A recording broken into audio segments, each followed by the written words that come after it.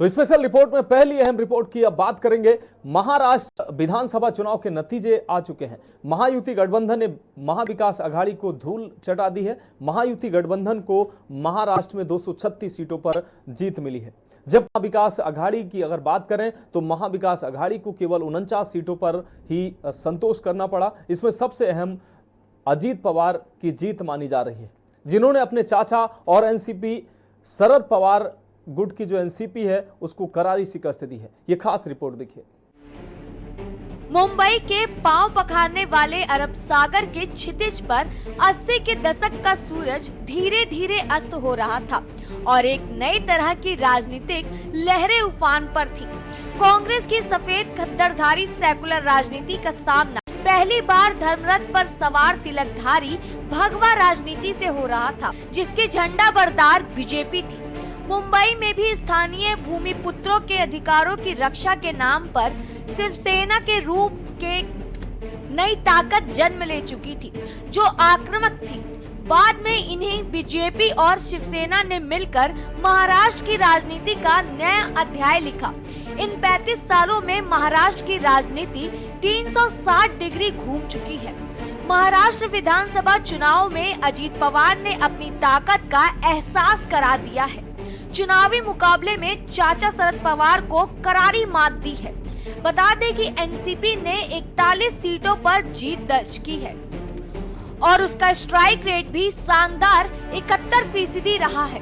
35 सीटों पर अजीत पवार की एनसीपी का मुकाबला शरद पवार की एनसीपी से था।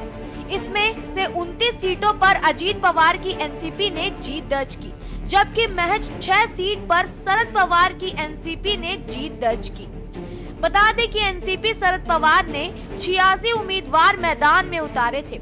ऐसे में अब असली एनसीपी पर अजीत पवार का दावा और मजबूत हो गया है। महाराष्ट्रातल्या जनतेने विकासाकडे बघून महायुतीला प्रचंड अशा प्रकारचं जे यश प्राप्त करून दिलंय, त्याबद्दल महाराष्ट्रातल्या तमाम जनतेचं महायुतीच्या वतीनं व्यक्तिशः माझ्या वतीनं मी त्यांना मनापासून धन्यवाद देतो, मनापासून आभार मानतो। सगळेच कार्यकर्ते राबले, उमेदवार राबले, सगळे सहकारी घटक पक्षाचे, मित्र पक्षांचे सगळे आमचे सहकारी त्याच्यामध्ये स्वतःला झोकून दिलं आणि सगळ्यांनी ही निवडणूक आपली स्वतःची निवडणूक आहे असं समजून त्या ठिकाणी कामाला लागले। बता दें कि महाराष्ट्र की सियासत में महायुति के साथ ही अजीत पवार लंबे वक्त से सीएम बनना चाहते थे। 65 साल के अजीत पवार ने 2019 में 3 बार उप मुख्यमंत्री का पद संभाला। 2014 से पहले उन्होंने कांग्रेस एनसीपी सरकार में भी 2 बार ये पद संभाला था। अजीत पवार शरद पवार के बड़े भाई दिवंगत अनंतराव पवार के बेटे हैं। जब अजीत केवल 18 साल के थे तभी उनके पिता का निधन हो गया था। सियासत में अपने चाचा शरद पवार के साथ जुड़कर अजीत पवार 1982 में राजनीति में आए। तब उन्होंने एक चीनी सहकारी समिति के निदेशकों के बोर्ड का चुनाव जीता था। अजीत पवार ने जब एनसीपी तोड़ी थी तब उन पर मौका परस्ती के आरोप लगे थे। हालांकि उन्होंने हर बार इन आरोपों को सिरे से खारिज किया। बारामती के विधानसभा चुनाव में अपनी जीत और सूबे में महायुति की बम्पर जीत के बाद अजीत पवार ने जनता का धन्यवाद अदा किया। आमच्या ज्या योजना होत्या, योजनांच्या बद्दल बरेच थोडीशी चेष्टा मस्करी करण्यात आली, आम्हाला त्याच्यामध्ये दोष देण्यात आला, आमची थोडंसं टीका टिप्पणी करण्यात आली की राज्य कंगाल केलं, अमुक झालं तमुक झालं। परंतु नंतर त्यांचे जाहीरनामे बाहेर आल्यानंतर आम्हाला ते दिसलं की हे काय चाललेलं आहे, कसं चाललेलं आहे। आम्ही सरकारमध्ये तिघांनी मिळून काही योजना जाहीर केल्या। त्या योजना इतक्या पॉप्युलर झाल्या, त्याच्यामध्ये लाडकी बहिणा म्हणजे गेम चेंजरच ती योजना झाली। अंडर करंट असा का बहिणींनी दाखवला की मी सगळे उताने पडले। 2019 के बाद से अजीत पवार के सियासी सफर में कई मोड़ आए हैं। सबसे पहले वे बीजेपी के साथ मिलकर देवेंद्र फडणवीस की सरकार में उप मुख्यमंत्री बने, लेकिन 3 दिन बाद ही उन्होंने इस्तीफा दे दिया। इसके बाद वह उद्धव ठाकरे की सरकार में भी उप मुख्यमंत्री रहे। अजीत पवार ने उप मुख्यमंत्री के रूप में तीसरी बार सत्ता में तब वापसी की जब उन्होंने अपने चाचा शरद पवार से अलग होकर देवेंद्र फडणवीस के साथ एकनाथ शिंदे को समर्थन दिया। महायुति की जीत के बाद अजीत पवार ने शिंदे सरकार की नीतियों की खूब तारीफ की आणि उलट आमच्यावर आता जबाबदारी वाढलेली, कारण एवढ्या प्रचंड बहुमताने, म्हणजे मी तर जसा राजकारणात आलोय तसं 222 225 महायुतीला किंवा कुठल्याही आघाडीला महाराष्ट्रामध्ये तरी कधी असं यश मिळालेलं माझ्या तरी पाण्यात नाही, माझ्या तरी ऐकवत नाही। कदाचित पूर्वीचा काळ वेगळा काँग्रेसचा असेल त्यावेळेस कधी झालं असलं तर माहिती नाही, परंतु बाकीचे विरोधक नगण्य होते त्यावेळेसची गोष्ट। परंतु अलीकडच्या काळामध्ये जसं आम्हाला समजतंय तसं तर एवढं प्रचंड यश हे पहिल्यांदाच मिळालेलं यशाने आम्ही हुरळून पण जाणार नाही। अजीत पवार वाली एनसीपी ने लोकसभा चुनाव में केवल एक सीट जीती थी। इससे उनके अलग होने के फैसले पर सवाल उठने लगे थे, लेकिन विधानसभा चुनाव में अजीत पवार ने चाचा शरद पवार को अपनी ताकत का एहसास करा दिया है। अजीत पवार ने अपने भतीजे युगेंद्र पवार को 1 लाख से ज्यादा वोटों से हराया है। युगेंद्र पवार को शरद पवार वाली एनसीपी ने टिकट दिया था और शरद पवार ने उन्हें जिताने के लिए पूरी ताकत भी लगाई थी। कई राजनीतिक विशेषज्ञों का मानना है कि अजीत पवार ने विधानसभा चुनाव में जीत हासिल कर सारे आरोपों का जवाब दे दिया है। अजीत पवार की इस जीत को महाराष्ट्र में बड़े सियासी बदलाव के तौर पर देखा जा रहा है, क्योंकि भतीजे ने चुनावी युद्ध में दिग्गज चाचा को करारी मात दे दी है। स्पेशल डेस्क के न्यूज इंडिया। तो स्पेशल रिपोर्ट में अगली अहम रिपोर्ट की बात करेंगे। उत्तराखंड के हरिद्वार में हर की पौड़ी समेत 12 स्थानों पर गंगा के पानी की गुणवत्ता बी श्रेणी तक गिर गई है। इस गिरावट के मायने गंभीर हैं, यानी गंगा जल को बिना ट्रीटमेंट किए पिया नहीं जा सकता।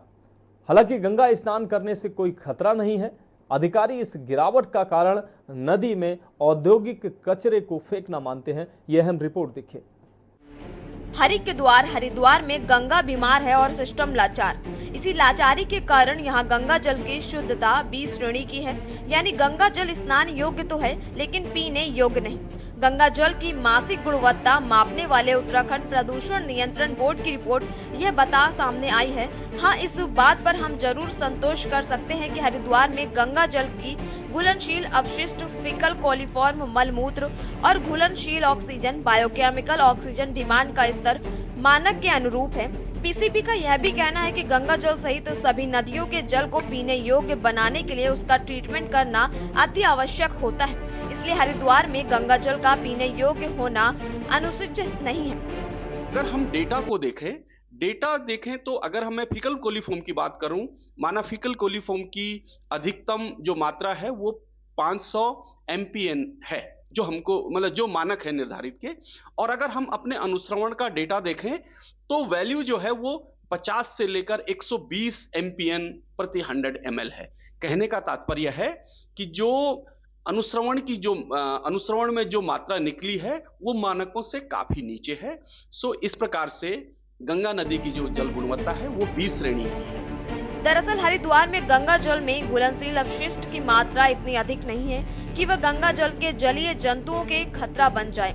उत्तराखंड प्रदूषण नियंत्रण बोर्ड हरिद्वार के क्षेत्रीय अधिकारी राजेंद्र सिंह के अनुसार पीसीबी नियमित तौर पर हर माह हरिद्वार जिले में दूधिया वन, हर की पैड़ी सहित सुल्तानपुर क्षेत्र के जसपुर तक 12 अलग अलग स्थानों पर गंगा जल की गुणवत्ता जांचता है। उसकी जांच रिपोर्ट बताती है कि इन सभी स्थानों पर गंगा जल की गुणवत्ता का स्तर कहीं भी पीने योग्य नहीं है। इसमें गंगा की मुख्य धारा सहित गंग नहर से होकर प्रभावित होने वाले गंगा जल की गुणवत्ता जांच शामिल है। गंग नहर से होकर प्रभावित हो रहा गंगा जल कई स्थानों पर गंगा की मुख्य धारा में समाहित हो जाता है। देखिए, सरकारी दावे अपनी जगह पे ठीक होंगे, क्योंकि उन्होंने अधिकांश जगह जब भी कोई लोग डेटा लेते हैं, प्रदूषण के पानी की जांच करते हैं, या उस स्थान पर करते हैं तुरंत जहां पर नदी में इन प्रदूषित नालों का पानी गिर रहा है। तो उसके आसपास के मैंने आपको कहा कि लगभग 500 मीटर से 1 किलोमीटर का जो क्षेत्र होगा उसका पानी पीने योग्य नहीं रहेगा और नहाने धोने योग्य भी नहीं रहेगा। और उसके बाद वो पानी धीरे धीरे नॉर्मल होता चला जाता है और उसको आप घरेलू उपयोग में ला सकते हैं। वहीं हकीकत की बात करें तो हरिद्वार में हर की पैड़ी समेत 12 स्थानों पर गंगा के पानी की गुणवत्ता बी श्रेणी तक गिर गई है। इस गिरावट के मायने ये हैं कि गंगा जल को बिना ट्रीटमेंट को पिया नहीं जा सकता। हालांकि गंगा स्नान करने से कोई खतरा नहीं है। विशेषज्ञों का मानना है कि गंगा के पानी की गुणवत्ता में सुधार हो सकता है क्योंकि यह नीचे की ओर बहती है। यह देखते हुए कि परीक्षण आमतौर पर उन स्थानों के पास आयोजित किए जाते हैं जहां सीवेज और औद्योगिक अपशिष्ट जैसे प्रदूषक नदी में मिलते हैं। अगर हम डेटा को देखें तो अगर हमें फीकल कोलीफॉर्म की बात करूं, माना फीकल कोलीफॉर्म की अधिकतम जो मात्रा है वो 500 MPN है, जो हमको मतलब जो मानक है निर्धारित के। और अगर हम अपने अनुश्रवण का डेटा देखें तो वैल्यू जो है वो 50 से लेकर 120 MPN प्रति 100 ml है। कहने का तात्पर्य है कि जो अनुश्रवण में जो मात्रा निकली है वो मानकों से काफी नीचे है। सो इस प्रकार से गंगा नदी की जो जल गुणवत्ता है वो 20 श्रेणी की है। आपको बता दें कि गंगा नदी के पानी की गुणवत्ता का बी श्रेणी में गिरना प्रभावी अपशिष्ट प्रबंधन और प्रदूषण नियंत्रण उपायों के तत्काल आवश्यकता को उजागर करता है। ये कार्रवाई पानी की गुणवत्ता में सुधार और सभी उपयोगों के लिए नदी की सुरक्षा सुनिश्चित करने के लिए बहुत जरूरी है। स्पेशल डेस्क के न्यूज इंडिया। तो स्पेशल रिपोर्ट में वक्त एक ब्रेक का है और ब्रेक के बाद जल्द हाजिर होंगे।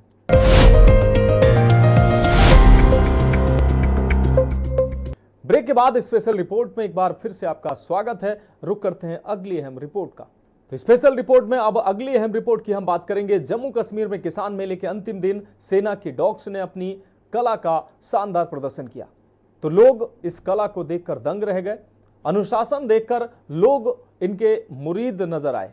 ये खास रिपोर्ट देखिए। शेर कश्मीर कृषि विज्ञान विश्वविद्यालय में 4 दिवसीय राष्ट्रीय कृषि शिखर सम्मेलन और किसान मेले के अंतिम दिन सेना और अर्धसैनिक बलों के डॉग्स ने अपनी कला का प्रदर्शन किया। डॉग्स की कलाओं का प्रदर्शन देखने के लिए काफी लोग मौके पर मौजूद रहे।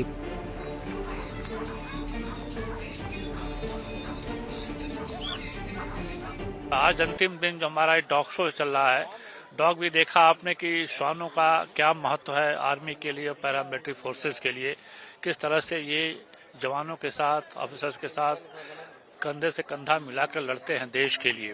तो आज उसका भी आपने शो देखा। और हमारे बहुत सारा डॉग शो और है जिसमें कि लगभग 20-25 वैरायटी के यहाँ पर ब्रीड के यहाँ पर डॉग भी आएंगे। आप देख रहे हैं कि यहाँ कितने लोग, हजारों लोग यहाँ पर हैं उस शो को देखने के लिए। तरह तरह के ब्रीड्स हैं। डॉग के ट्रेनर्स ने बताया कि कैसे डॉग्स को ट्रेनिंग दी जाती है और ट्रेनिंग के दौरान किन बातों का ख्याल रखा जाता है। जैसे एक सोल्जर को जो है, नए सोल्जर को जो है ट्रेन करते हैं, उसी प्रकार भी नए स्वान पप से 6 मंथ से स्वान की ट्रेनिंग शुरू करते हैं। और स्वान को हमारे उधर विभिन्न प्रकार के ट्रेड होते हैं स्वान के, एक्सक्लूसिव, ट्रैकर, माइन, गार्डिंग, अलग अलग होते हैं। तो उसी हिसाब से हम इसको उसमें ट्रेड में डालते हैं। तो यहाँ हमारे पास तकरीबन सारे माइन, एक्सक्लूसिव और ये गार्ड के तकरीबन सारे डॉग थे और हमने सारा ही उसी का शो हमने किया। सर हम लोग इसके साथ ट्रेनिंग 3 मंथ से शुरू करते हैं। तो हम जैसे जैसे टास्क रहता है ना सर, जैसे डिफिकल्ट वगैरह सब्जेक्ट रहता है, ऐसा हमको मेहनत ज्यादा करना पड़ता है। जैसा हम ट्रेनिंग तो 40 वीक्स का बेंगलोर में DBTS तरालो में हम ट्रेनिंग करते हैं। तो यहाँ हमने वो फील्ड के लिए डिप्लॉय किए हुए डॉग्स हैं सारे।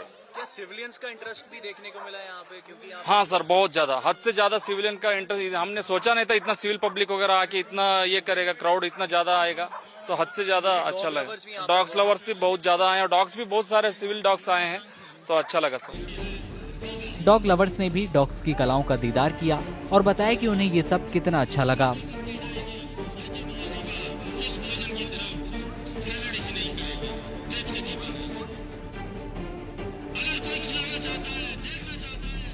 It was really fantastic. जो डॉग्स थे वो बिल्कुल वेल ट्रेन थे और अभी भी आप देख सकते हो हम उनके साथ पिक्चर्स क्लिक करा रहे हैं, but they are very calm और हम सबके साथ बड़े अच्छे से पिक्चर्स क्लिक करवा रहे हैं।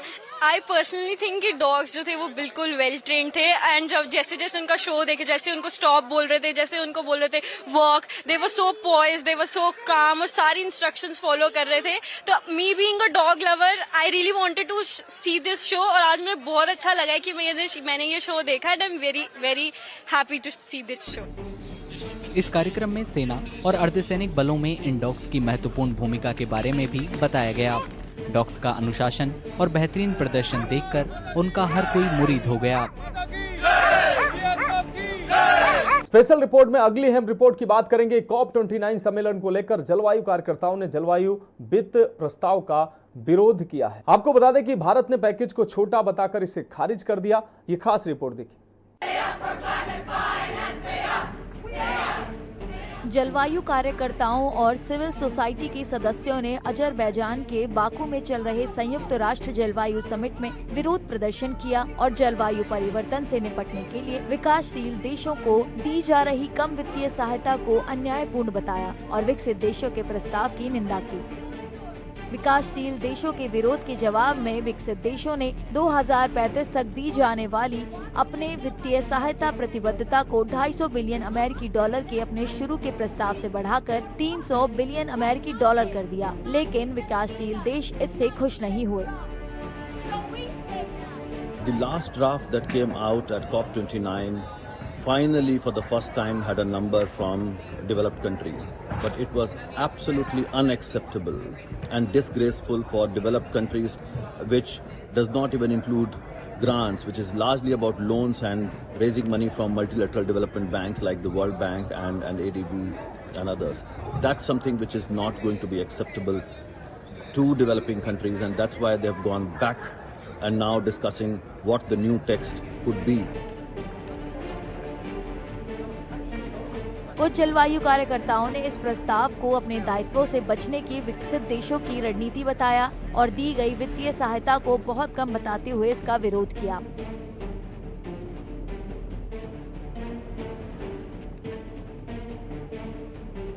So we've been saying here that no deal is better than a bad deal, and what's on the table is a very bad deal, not just because the number for finance that's going to be provided to the Global South is too low, but actually because the text here would remove most of the obligations that developed countries have to provide finance at all. So this is the end game of a 10-year U.S. strategy to exit from their obligations to provide finance to the Global South.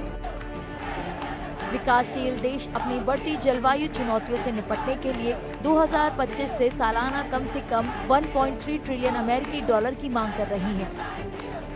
वहीं भारत ने रविवार को 300 अरब अमेरिकी dollar के जलवायु वित्त package को बहुत छोटा और बहुत देर से दिया गया बताकर खारिज कर दिया।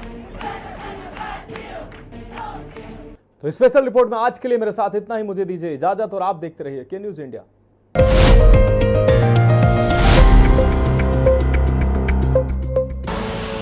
आप देख रहे हैं के न्यूज, खबरों का सार।